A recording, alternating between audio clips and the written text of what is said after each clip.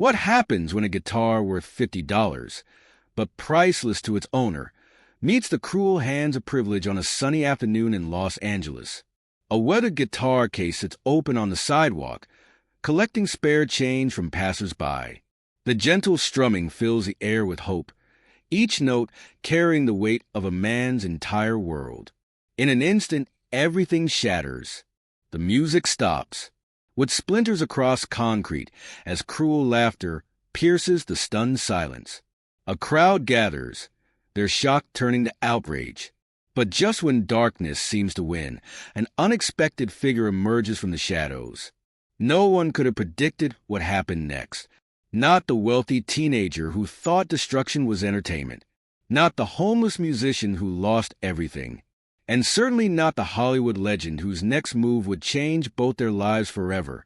This is a story that proves sometimes the most powerful changes start with a single moment of kindness. The summer heat shimmered off the Los Angeles pavement, turning downtown into a concrete oven. On the corner of 7th and Broadway, where office buildings cast long shadows across busy sidewalks, Mateo Thompson sat on his weathered milk crate, fingers dancing across guitar strings that had seen better days.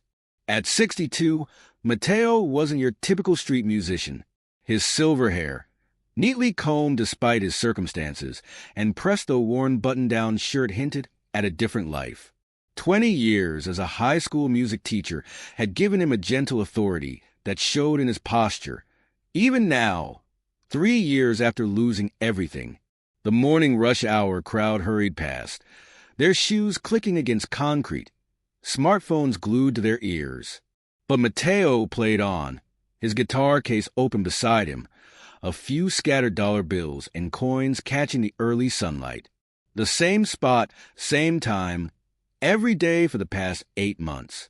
Some regulars knew his story, how the medical bills from his wife's cancer battle had drained their savings, how the recession had claimed his pension, how, piece by piece, life had stripped away everything except his beloved Gibson guitar, a wedding anniversary gift from 30 years ago. But most just knew him as the guitar man who made their mundane mornings a little brighter, the office worker who hummed along to his rendition of Bridge Over Troubled Water, the barista who brought him coffee every Tuesday, the teenager who requested Beatles songs for her grandmother. Today, Mateo played with extra care. His arthritis was acting up, making each chord change a small battle, but he refused to let pain silence the music. A young mother stopped, her toddler swaying to the melody of Here Comes the Sun. She dropped a $5 bill in his case, offering a smile that carried more kindness than pity. "My son loves when you play this one," she said, bouncing the child on her hip. Mateo nodded, adding a little flourish to the bridge section that made the boy giggle. These moments, these small connections, kept him going when shame and despair threatened to overwhelm him. Between songs, Mateo flexed his fingers, watching the morning light climb higher above the city skyline. A group of suited executives passed by, then a cluster of tourists with maps and cameras. Each face told its own story.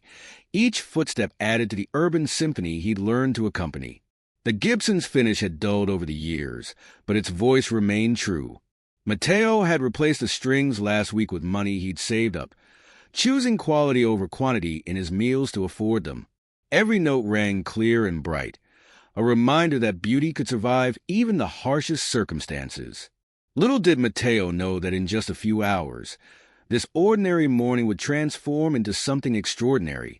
His quiet corner of Los Angeles was about to become the stage for a story that would touch millions of hearts and prove that sometimes, when humanity seems lost, heroes can appear in the most unexpected forms. The first sign of trouble came around noon, when a sleek black Porsche screeched to a halt near Mateo's corner. The driver's door swung open, and out stepped Tyler Bennett, his designer shoes worth more than most people's monthly rent. At 17, Tyler carried himself with the entitled confidence of someone who'd never heard the word no. 3 other teenagers piled out of the car, all wearing matching private school blazers, their laughter cutting through Mateo's gentle melody. Tyler ran a hand through his perfectly styled hair, sizing up the scene before him with cold amusement in his eyes. Mateo kept playing, his fingers never missing a note of the sound of silence. He'd seen this type before, privileged kids looking for entertainment at others' expense. Best to keep his head down, wait for them to pass. But Tyler had other plans. He sauntered over, hovering just inches from Mateo's guitar case. Without warning, his foot shot out, scattering the morning's meager earnings across the sidewalk. Coins rolled into the gutter as dollar bills danced away on the breeze. "Oops," Tyler smirked, his friend snickering behind him. "Guess you'll have to work a little harder for those handouts." A small crowd began to gather. Office workers on lunch breaks, shop owners from nearby stores, regular passers-by who'd come to know Mateo's morning serenades. They watched, tension building in the air like static before a storm. Mateo slowly set his guitar aside, joints creaking as he bent to retrieve his scattered earnings. Dignity kept his movements measured, deliberate. He wouldn't give these boys the reaction they wanted. "What's wrong, old man?" Tyler taunted, circling closer. "Don't want to play us a song? I've got a $5 bill here, if you can actually play something good." He dangled the money above Mateo's head, yanking it away when Mateo reached for it. His friends howled with laughter, phones raised to capture the moment. Then Tyler's eyes fell on the Gibson. "That's a nice guitar for a homeless guy," he said, his voice dropping dangerously low. "Probably stolen, right?" "This guitar was a gift from my late wife," Mateo said quietly, his first word since the harassment began. "Please, just leave me be." Something dark flashed across Tyler's face. Maybe it was the calm in Mateo's voice, or the way the crowd's murmurs had turned hostile toward the teenagers. Whatever the reason, Tyler's next move shocked everyone. In one fluid motion, he grabbed the Gibson by its neck. Mateo lunged forward, but his arthritis-stiff joints betrayed him. Time seemed to slow as Tyler raised the guitar high above his head. "Here's a music lesson for you," Tyler sneered. "Sometimes life isn't fair." The crack of wood against concrete echoed like a gunshot. Splinters exploded across the sidewalk. Strings snapped with sharp twangs of protest. The Gibson, Mateo's last connection to his former life, lay shattered beyond repair. The crowd gasped. Someone screamed, "Call the police." A woman started crying, but Mateo heard none of it. He fell to his knees beside the ruins of his guitar, hands trembling as they hovered over the splintered wood. 30 years of memories. Every song he'd played for Emily during her hospital stays. Every morning bringing joy to strangers. Every note that reminded him he was still human, still worth something. All destroyed in an instant of senseless cruelty. Tears rolled down Mateo's weathered cheeks as he gathered the broken pieces. Tyler stood over him, triumph turning to uncertainty as he registered the horror on his friends' faces. The crowd shock had morphed into fury, phones recording every moment of his shame. But before anyone could intervene, before the police could arrive, before Tyler could flee back to his Porsche, a new figure stepped into the scene. Someone no one expected to see on this downtown street corner. Someone whose next actions would transform this moment of cruelty into something none of them would ever forget. A shadow fell across the shattered remains of Mateo's guitar. The angry murmurs of the crowd faded to whispers, then to stunned silence. Keanu Reeves stood there, dressed simply in a black t-shirt and jeans, his presence commanding attention without demanding it. He'd been walking to a nearby film set when the commotion caught his attention. Now, he surveyed the scene with quiet intensity. The broken guitar, the tearful musician, the teenager whose arrogance had suddenly morphed into wide-eyed recognition. Keanu crouched beside Mateo, his movements deliberate and gentle.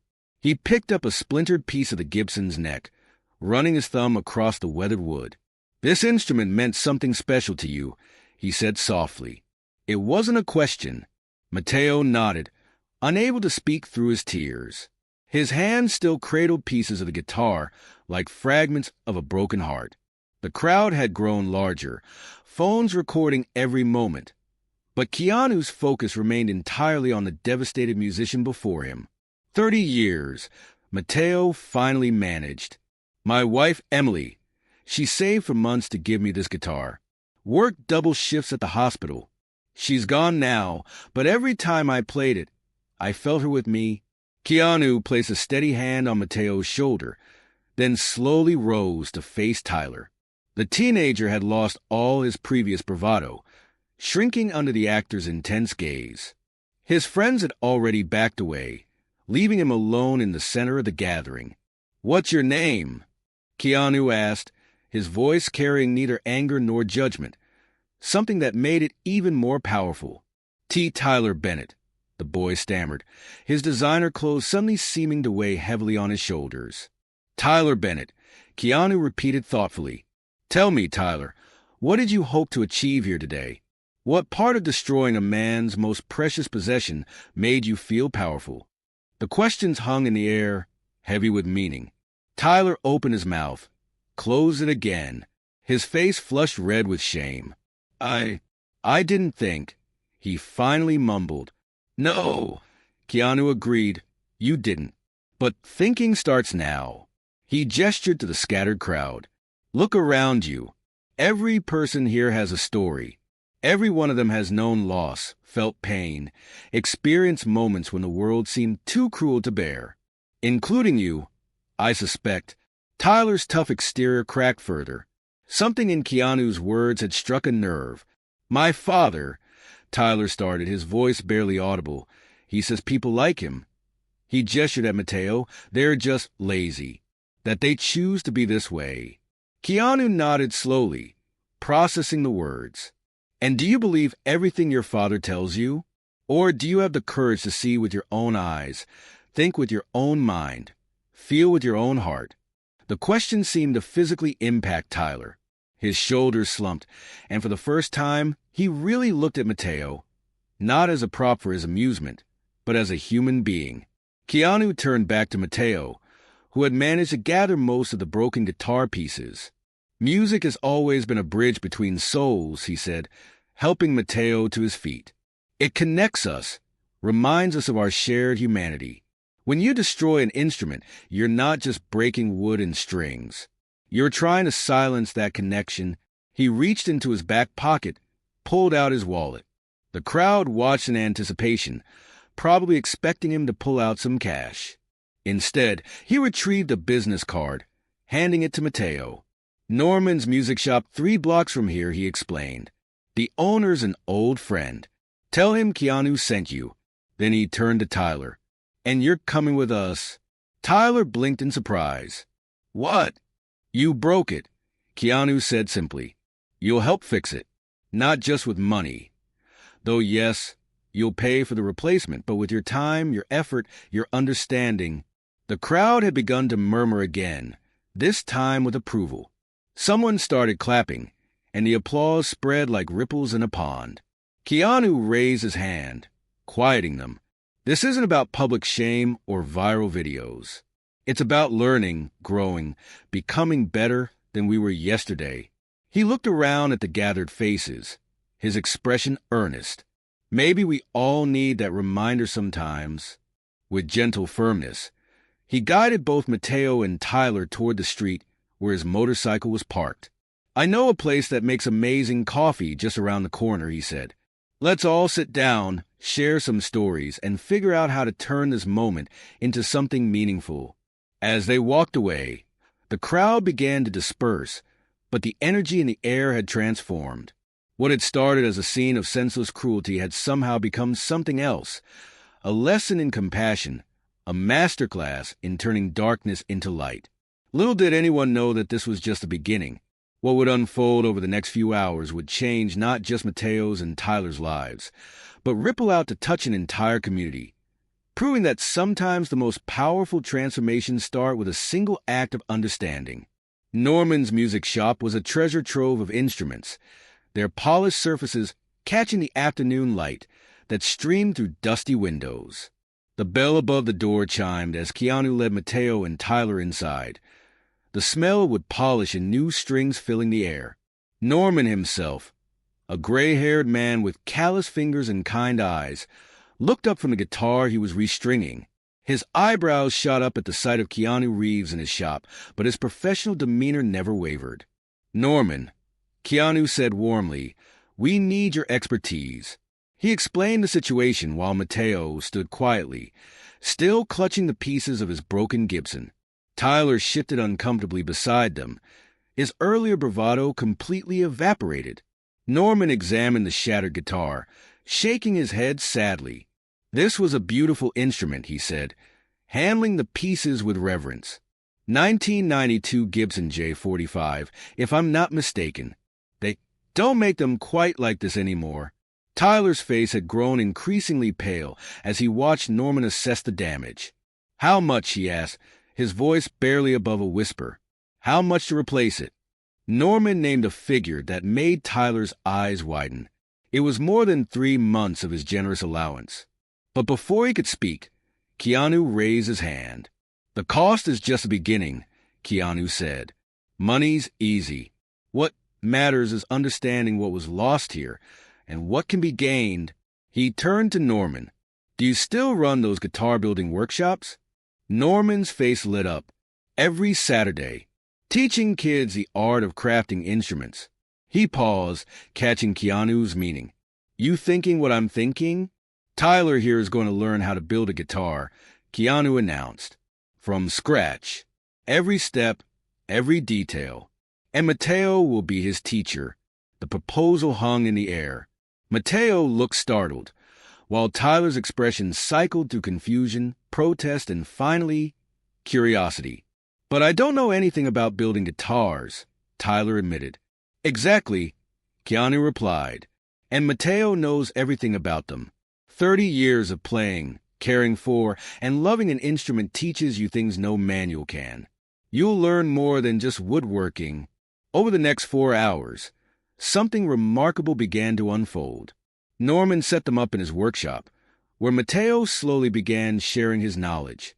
His hands, though still shaking slightly, moved with precision as he explained the importance of wood grain, the subtle art of bending sides, the mathematics of fret spacing. Tyler, to everyone's surprise, proved to be an attentive student. His initial reluctance gave way to genuine interest as Mateo explained how each part of the guitar contributed to its voice. When Mateo demonstrated the difference between various tone woods using Norman's collection, Tyler closed his eyes, really listening for the first time. "My wife, Emily," Mateo said softly, testing a piece of spruce for resonance. "She used to say that every guitar has a soul. It's not just about the materials or the craftsmanship. It's about the love that goes into making it and the stories it will tell." Tyler's hands ran across a piece of rosewood. "I never thought about instruments this way," he admitted. "In my house, everything's just stuff. Things you can buy and replace." Keanu, who had been quietly observing, stepped forward. "That's why we're here. Some lessons can't be bought. They have to be earned through time, effort, and understanding." As the afternoon wore on, Norman's workshop became more than just a space for crafting instruments. It became a place of transformation.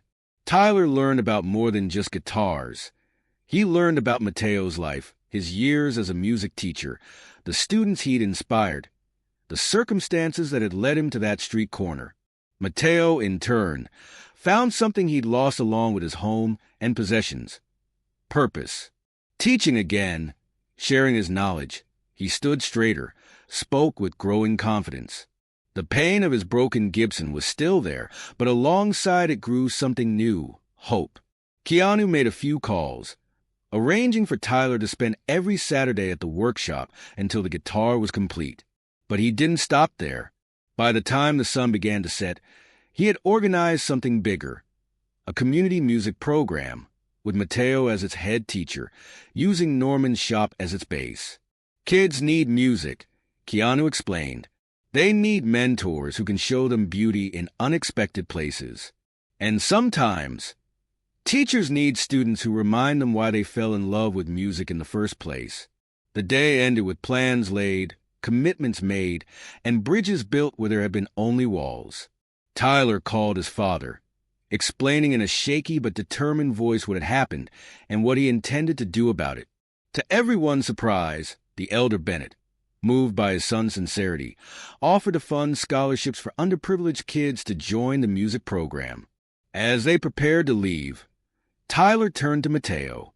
"I'm sorry," he said, the words carrying the weight of true understanding. "I'll make this right. Not just the guitar, but everything." Mateo nodded, and for the first time that day he smiled. "See you Saturday, then." "See you Saturday," Tyler confirmed. Keanu watched them part ways, knowing that what had started as an act of destruction had somehow bloomed into something beautiful. Sometimes, he thought, the universe has a way of breaking things so they can be rebuilt stronger than before. 6 months after that fateful day on the street corner, Norman's music shop hummed with activity. Every Saturday, the workshop filled with eager students, their hands guided by Mateo as they learned the delicate art of instrument crafting. The once quiet store had become the heart of a thriving community music program. Tyler had finished building his first guitar 3 months ago. The instrument wasn't perfect. Some of the fretwork was slightly uneven, and the finish had a few small bubbles, but its voice rang true and sweet. He'd insisted Mateo be the first to play it, watching with quiet pride as his teacher's fingers brought the guitar to life. But that was just the beginning. Tyler's transformation went far deeper than learning woodworking skills. He'd become a regular volunteer at local homeless shelters, using his family's connections to raise awareness and funds for housing initiatives. His father, inspired by his son's change of heart, had established a foundation supporting arts education for underprivileged youth. Mateo's life had changed dramatically too. The music program's success had led to a small but steady income, enough to rent a modest apartment near the shop. More importantly, he'd rediscovered his purpose. Teaching again filled a void that even music alone couldn't satisfy. His students ranged from wealthy kids like Tyler to homeless youth who'd heard his story and found hope in it. The local news had picked up the story, running a feature about the unlikely friendship between a homeless musician and a privileged teenager, brought together by an act of destruction and a movie star's intervention. But Keanu, true to form, had stayed in the background, letting the focus remain on the community's transformation. Every Wednesday afternoon, Mateo still played on his street corner, not because he had to, but because he wanted to. His new guitar, the one he and Tyler had built together, carried a different kind of magic than his old Gibson. Each note told a story not just of loss, but of redemption, of second chances, of the extraordinary power of forgiveness. The impact rippled outward in unexpected ways. Other music shops across the city began offering similar programs. Schools reached out to Mateo, asking him to speak about resilience and the healing power of music. Tyler's former friends, witnessing his transformation, started their own initiatives to address privilege and inequality in their community. One particular moment stood out. During a recital organized by the music program, Tyler and Mateo performed a duet. Teacher and student, their guitars weaving together in perfect harmony. In the audience, Tyler's father wiped away tears, finally understanding what his son had learned that summer day. That true worth isn't measured in dollars, but in the lives we touch and the bridges we build. Keanu occasionally stopped by the shop, always quietly, often just to listen as Mateo taught or Tyler practiced. He never sought recognition for his role in the story, but his simple act of intervention had sparked a movement that continued to grow. Sometimes, Mateo would tell his students, the worst moment of your life can become a doorway to something beautiful. You just have to be brave enough to step through it. The broken Gibson still hung on the wall of Norman's shop, its shattered pieces arranged in an artistic display.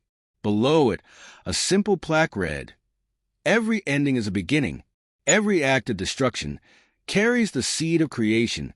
It served as a reminder that transformation often starts in moments of crisis, and that the human spirit's capacity for growth and change is limitless. As autumn turned to winter and winter melted into spring, the music shop remained a testament to the power of second chances. It stood as proof that sometimes The most powerful changes come not from grand gestures or careful plans, but from simple moments of understanding between unlikely friends. Here's the closing call to action in 350 words that brings the story full circle and inspires viewers. As the sun sets over Los Angeles, Mateo's music still fills the air outside Norman's music shop. His guitar case lies open, but now it collects donations for the youth music program instead of survival. Each coin and bill represents not charity, but investment in dreams, in second chances, in the power of music to transform lives. Tyler stands nearby, helping a young student adjust her guitar strap. The arrogant teenager who once shattered a homeless man's most precious possession has become a mentor himself, teaching others the lessons he learned about privilege, compassion, and the true meaning of worth. Their story touched millions, but its real power lies in the quiet moments. A struggling kid finding their voice through music, a wealthy parent learning empathy from their child, a community discovering its heart through shared melodies. Keanu Reeves' intervention that day wasn't just about replacing a broken guitar. It was about showing us that change is possible, that bridges can be built across the deepest divides, and that sometimes our worst moments can lead to our greatest transformations. This story isn't over. Every day, someone stands at a crossroads between cruelty and kindness, between destruction and creation, between indifference and understanding. Which path will you choose? Remember Mateo's words. Music isn't just about playing notes. It's about connecting souls. In a world that often feels divided, perhaps that's the lesson we need most. If this story moved you, there are 3 things you can do right now. Share it with someone who needs to hear it. Support local music education programs in your community. Take a moment to notice the street musicians in your city. They all have stories worth hearing. Subscribe to hear more stories that remind us of our shared humanity. And remember, sometimes the most beautiful symphonies start with a single, unexpected note.